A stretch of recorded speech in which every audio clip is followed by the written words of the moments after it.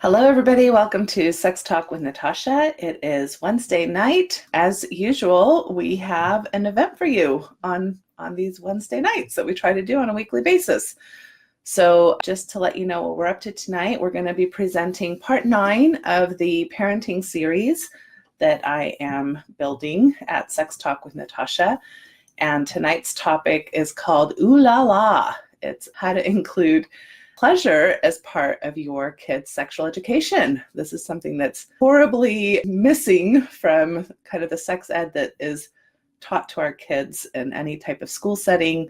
In fact, in many areas, it's actually forbidden. We mainly focus on reproductive parts of sex ed with kids. And what we know from these problems is that when we don't include pleasure as part of the education, then there can be a lot of issues that arise that have to do with being unprepared for sexual activity, not knowing what to expect from sexual activity, entering into sexual activity prior to being prepared, or expecting painful sex or expecting things that people shouldn't be expecting. So it's really important to teach kids about pleasure and also the anatomy of pleasure, which is, again, something that's usually really missing. So tonight we're going to talk on 5 topics on how to help you do this. One is just going to be kind of this concept of noticing and introducing pleasure from the get-go, from a very early age, in a variety of settings that really have nothing to do necessarily with sex, but that set the stage for that to be kind of a foregone conclusion that pleasure is important. It's an important part of life. The number 2 tip will be about modeling the enjoyment of physical touch and sensation. And again, this can be done in non-sexual ways. So we're going to talk about just modeling that in your family culture and in your home. We're going to talk, number 3, about how we can think about relational pleasure from a variety of perspectives, not just sexual. So how do we think about relationships that we are entering into from a concept of pleasure? And again, this can be done through not just romantic and sexual relationships, but friendships, family relationships, etc. So the importance of having kind of a comprehensive approach to pleasure that's not just about sex. Number 4 tip will be teaching specific ingredients that are important to know about in order to have pleasure be more plausible, have the statistics of pleasure go up in sexual encounters. And number 5 will be really getting into how we can talk about anatomy from a pleasure perspective, making sure we're including the things that typically get left out.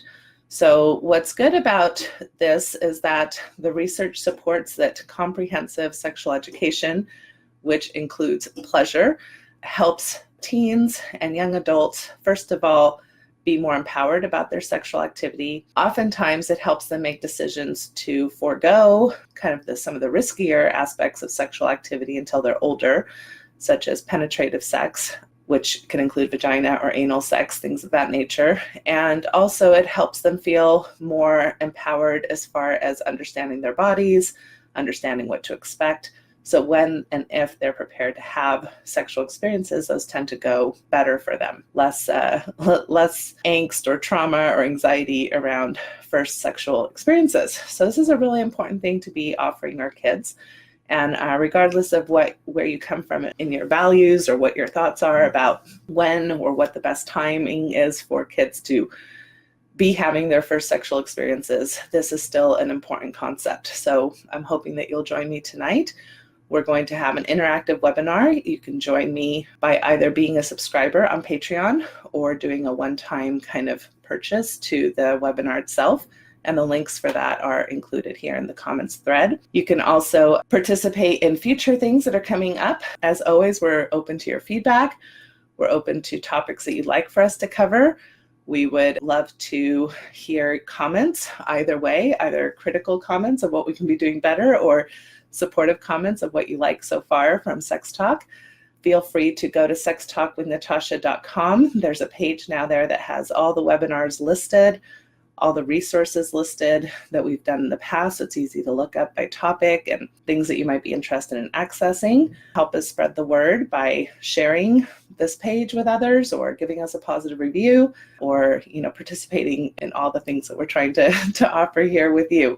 So yeah, hope that you'll continue to enjoy the stuff that we're coming up with. And I hope everybody has a great week. So take care, everyone.